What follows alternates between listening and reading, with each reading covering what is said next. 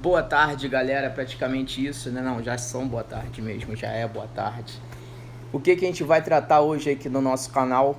A gente vai falar um pouquinho das chances matemáticas do nosso amado clube Vasco da Gama. Alguns sites já estão cogitando a possibilidade, né, de 4 a 5% para o Vasco ter chance de acesso nesse final de ano, né? E aí, galera, o que vocês acham realmente? Vocês acham que beira isso, que o Vasco não tem mais chance, que o Vasco sim tem muita chance ainda de conseguir o seu acesso? Eu particularmente acho bem difícil e vou explicar o porquê que eu acho bem difícil. O Vasco hoje, ao meu modo de ver, ele briga por uma vaga restante aí ao acesso da Série A do ano que vem, né? Visto que Coritiba, Botafogo e Goiás, pelo aproveitamento, pelo momento, entrosamento, tudo indo, né? A própria evolução dos três times que estão nas três primeiras posições é muito constante. Então, assim, eles caíram ano passado e vão voltar esse ano. Isso está muito provável de acontecer. Exemplo mesmo, o Botafogo, se ele conseguir, se eu não me engano, mais 6 vitórias, não depender mais de nenhum resultado, ele já garante o acesso. Então, assim, Coritiba está à frente, já está praticamente dentro. E o Goiás, pelo momento, eu já sabia que isso ia ocorrer, porque eu já tive a oportunidade de fazer alguns cursos com o Gabriel Cabo. Abraço aí, camarada, para você, pro teu pai.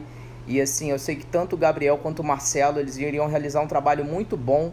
Eles têm uma comissão técnica muito unida, muito capaz, muito qualificada, né? E assim, lá atrás eu achei até equivocado o fato de, não sei se aconteceu mesmo o desligamento dele, se foi a diretoria que mandou, se foi o Marcelo que entrou em acordo ou o Marcelo que pediu.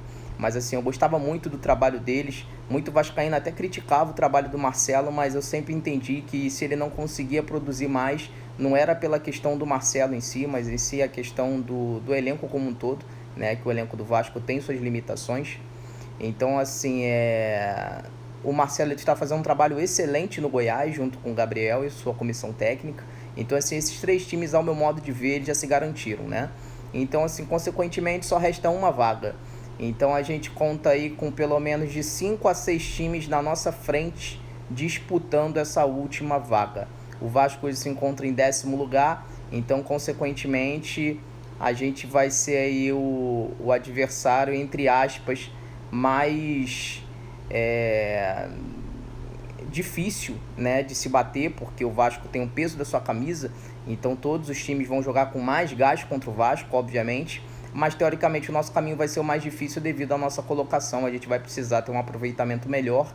Das 15 partidas aí que o Vasco tem para fazer, o Vasco vai precisar aí de pelo menos 10 vitórias. É um aproveitamento assim muito significativo. Se eu não me engano, o aproveitamento vai ter que ser superior ao aproveitamento do Coritiba, que é o líder da competição.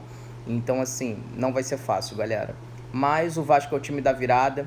Como o canal mesmo fala, o Vasco é o time da fé. Então a gente tem que continuar acreditando que a gente possa virar esse cenário. Dando continuidade ao assunto aí que foi mencionado nos detalhes da live, o Nenê está praticamente de volta ao Vasco, né? A gente recebeu essas informações aí pela madrugada, que ele reincidiu com o Fluminense. Ele impôs algumas condições ao Vasco para poder a volta concretizada. Parece que a direção concordou com as condições propostas pelo Nenê. Então o Nenê, ele deve se apresentar inclusive hoje, ele deve acertar com o Vasco e se apresentar hoje ou amanhã. Tudo leva a crer que realmente vamos ter novamente esse relacionamento, né, do Nenê com o Vasco.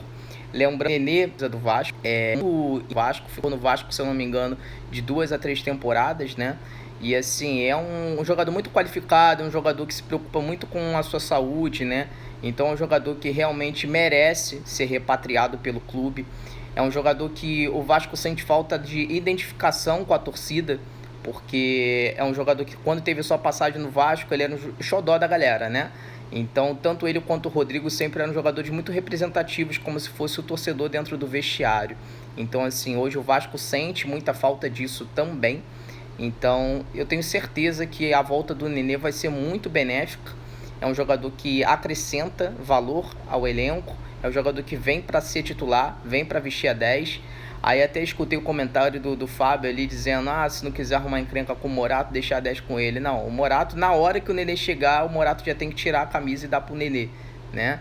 E o Morato, obviamente, teve uns lampejos ali de boas partidas pelo Vasco, mas ficou nisso, não demonstrou mais do que isso. Tem muito jogador que fez boas partidas no Vasco pontualmente dizendo, né? Mas não conseguiu manter um equilíbrio, uma consistência. Consequentemente, eu acredito que esses jogadores eles têm que dar espaço para outros poderem aparecer, principalmente da base, da molecada, que a gente vai precisar deles, quanto também o Nenê chegar e assumir a posição. Não tem o que se discutir, o Nenê ele vem para ser titular indiscutivelmente. E eu já penso com bons olhos ali as jogadas serem armadas, né? Tanto para o Nenê em relação ao Cano, né? Vai poder estar municiando o Cano ali o tempo inteiro, quanto o Cano voltar a fazer gol. O Vasco precisa de gols e o Cano voltar a fazer gols vai ser bem interessante aí pro Vasco ter o Cano de volta fazendo gols, que ele tá nessa draga aí, né? Que ele tá nesse tempasso aí sem marcar gols. E é isso.